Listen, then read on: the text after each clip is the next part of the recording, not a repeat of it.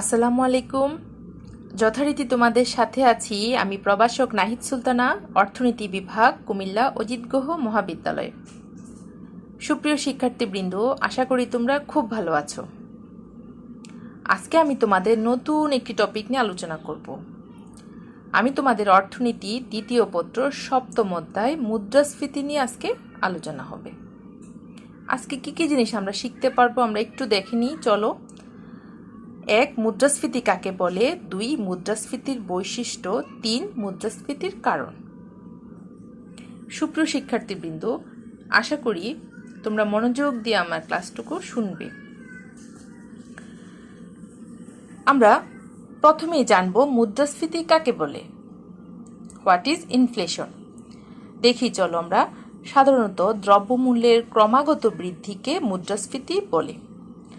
দ্রব্যমূল্য বৃদ্ধি পেলে অর্থের ক্রয় ক্ষমতা হ্রাস পায়, তাই বলা হয় অর্থে ক্রয় ক্ষমতা হ্রাস পাওয়ার প্রবণতাকে মুদ্রাস্ফীতি বলে।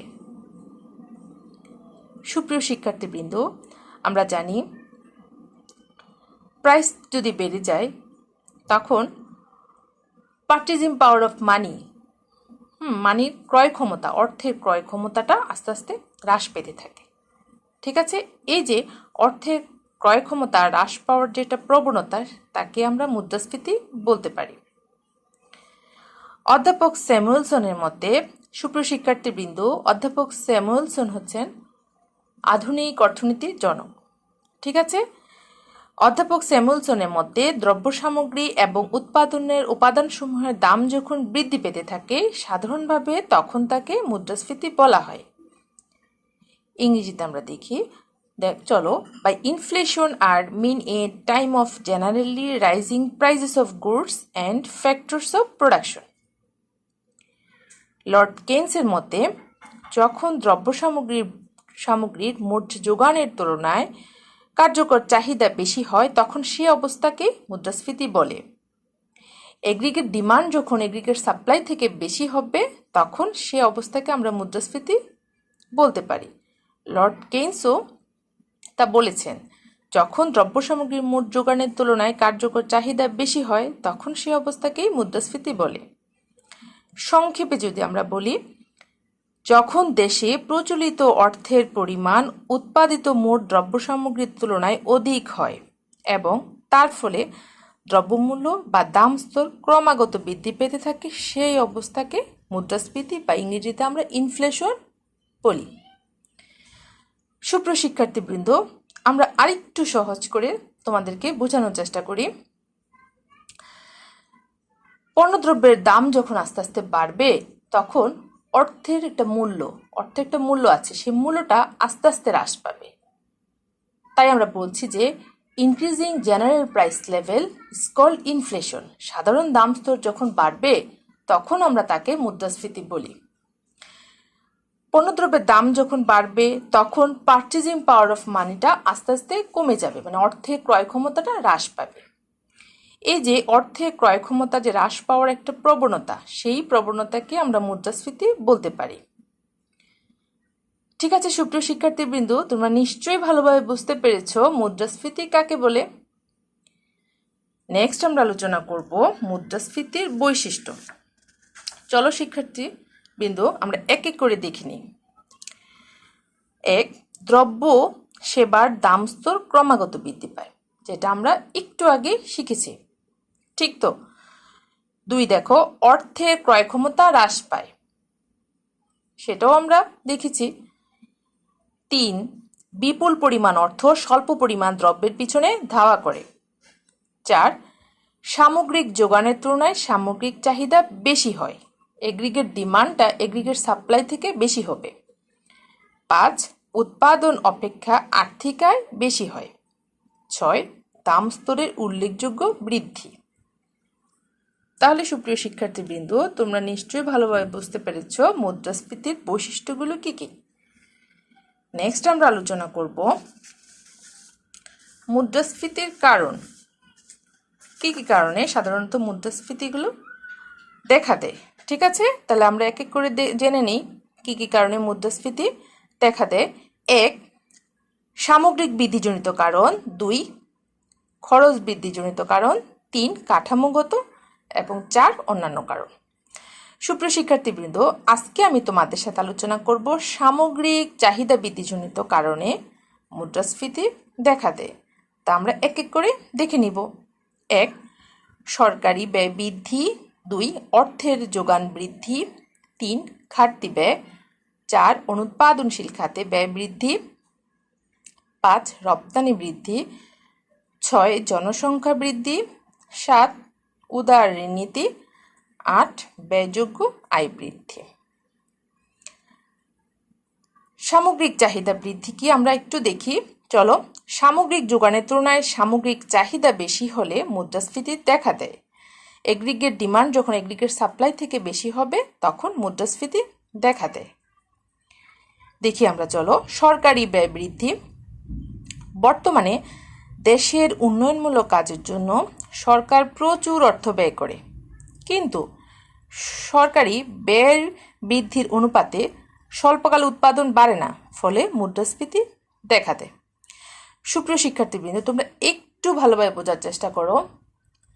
যখন গভর্নমেন্ট এক্সপেন্ডিচার বেড়ে যায়, সরকারি ব্যয় যখন বাড়ে, তখন মানুষের জীবনযাত্রার মান অনেক উন্নত হয়, এমপ্লয়মেন্ট জেনারেট হয়, তখন মানুষের কনজামশন পাওয়ার বেড়ে যায়, মানুষের হাতে তখন টাকা থাকে, তখন মানুষ কি করে, কনজিউম করে। মানুষের তখন ডিমান্ড বেড়ে যায়। মানুষের ডিমান্ড বেড়ে যায় যখন, তখন বাজারে পণ্যের যোগান বা সাপ্লাই পর্যাপ্ত থাকতে হবে। পণ্যের যোগান যখন পর্যাপ্ত থাকবে না, মানুষের ডিমান্ড বাড়বে, তখন কি হবে, দাম স্তরের ঊর্ধ্বমুখী প্রবণতা হবে, পণ্যদ্রব্যের দাম স্তর বেড়ে যাবে। এই যে অবস্থা সৃষ্টি হয়, সে অবস্থাকে আমরা কি বলতে পারি, মুদ্রাস্ফীতি বলতে পারি। ঠিক তো? নেক্সট আমরা আলোচনা করব অর্থের যোগান বৃদ্ধি। সেটা কেমন আমরা একটু দেখি। চলো, অর্থের যোগান বাড়লে মানুষের আয় ও ক্রয় ক্ষমতা বাড়ে, ফলে মুদ্রাস্ফীতি দেখা দেয়। মানি সাপ্লাই যখন বেড়ে যাবে, তখন মানুষের ইনকাম বেড়ে যাবে, মানুষের পারচেজিং পাওয়ারও বেড়ে যাবে, ফলে মুদ্রাস্ফীতি দেখা দেয়। 3 আমরা দেখি, চলো, ঘাটতি ব্যয়। অর্থনৈতিক উন্নয়নের জন্য সরকার অনেক সময় আয়ের চেয়ে ব্যয় বেশি করে। এই ঘাটতি পূরণের জন্য সরকার অতিরিক্ত মুদ্রা সৃষ্টি, দেশের ভিতর অথবা বাইরে থেকে ঋণ গ্রহণ করে। এতে অর্থের যোগান বাড়লেও সে অনুপাতে উৎপাদন বাড়ে না, ফলে মুদ্রাস্ফীতির সৃষ্টি হয়। 4 আমরা দেখি, চলো, অনুৎপাদনশীল খাতে ব্যয় বৃদ্ধি। বর্তমানে সকল সরকারকেই অনুৎপাদনশীল খাতে ব্যয় করতে হয়। এই ব্যয়টা মানুষের জীবনযাত্রার মানটাকে অনেক বেড়ে যায়, মানুষের জীবনযাত্রার মান তখন অনেক বেড়ে যায়। কেমন আমরা একটু উদাহরণ দিই, যেমন শিশু পার্ক, অডিটোরিয়াম, চিত্ত বিনোদন কেন্দ্র, স্টেডিয়াম, খেলাধুলার সরঞ্জাম ক্রয় প্রভৃতি খাতে সরকার প্রচুর অর্থ ব্যয় করে, এজন্যও মুদ্রাস্ফীতি হয়। নেক্সট আমরা দেখব রপ্তানি বৃদ্ধি। রপ্তানি বৃদ্ধির কারণেও মুদ্রাস্ফীতি দেখা দেয়, কেননা রপ্তানি বৃদ্ধির ফলে অভ্যন্তরীণ বাজারে পণ্যের যোগান কমে যায়, সাপ্লাইটা কমে যায় এবং মুদ্রাস্ফীতি দেখা দেয়। 6 আমরা দেখি জনসংখ্যা বৃদ্ধি। সুপ্রিয় শিক্ষার্থীবৃন্দ, আমরা নিশ্চয়ই জানি মুদ্রাস্ফীতির অন্যতম প্রধান কারণ হলো জনসংখ্যা বৃদ্ধি। দেশের জনসংখ্যা বৃদ্ধির সাথে সাথে পণ্য সামগ্রীর চাহিদাও বেড়ে যায়, কিন্তু জনসংখ্যা বৃদ্ধির তুলনায় উৎপাদন না বাড়লে মূল্যস্তর বৃদ্ধির প্রবণতা দেখা দেয়, তখন কি হয়, মুদ্রাস্ফীতি দেখা দেয়। 7 আমরা দেখি উদার নীতি। সেটা কেমন, চলো আমরা দেখি, একটু শোনার চেষ্টা করি। সুপ্রিয় শিক্ষার্থীবৃন্দ, উদার নীতি কি দেখো, বাণিজ্যিক ব্যাংকগুলো সহজ শর্তে বেশি পরিমাণ ঋণ প্রদান করলে অর্থের যোগান বেড়ে যায়, মানি সাপ্লাই বাড়ে, ফলে কি হয়, মূল্যস্তর বাড়ে এবং মুদ্রাস্ফীতির সৃষ্টি হয়। ঠিক তো? 8 আমরা দেখি ব্যয়যোগ্য আয় বৃদ্ধি। সেটা কেমন একটু শোনার চেষ্টা করি। মানুষের ব্যয়যোগ্য আয় বাড়লেও মুদ্রাস্ফীতি দেখা দেয়, যেমন মজুরি বৃদ্ধি, তারপর ভোগ বৃদ্ধি, কর হ্রাস, হস্তান্তরিত আয় বৃদ্ধি, সঞ্চয় হ্রাস প্রভৃতির কারণে ব্যয়যোগ্য আয় বাড়তে পারে। তাহলে সুপ্রিয় শিক্ষার্থীবৃন্দ, আমরা নিশ্চয়ই ভালোভাবে বুঝতে পেরেছি কি কি কারণে মুদ্রাস্ফীতিগুলো সাধারণত দেখা দেয়। ঠিক আছে সুপ্রিয় শিক্ষার্থীবৃন্দ, আমি আশা করছি তোমরা মনোযোগ দিয়ে আমার ক্লাসটাকে শুনতে পেরেছ। ঠিক আছে, এবং আজকে কি কি জিনিস আলোচনা করলাম একটু দেখে নিই। চলো, আমরা আলোচনা করেছি মুদ্রাস্ফীতি কাকে বলে, মুদ্রাস্ফীতির বৈশিষ্ট্য, মুদ্রাস্ফীতির কারণগুলো কি কি।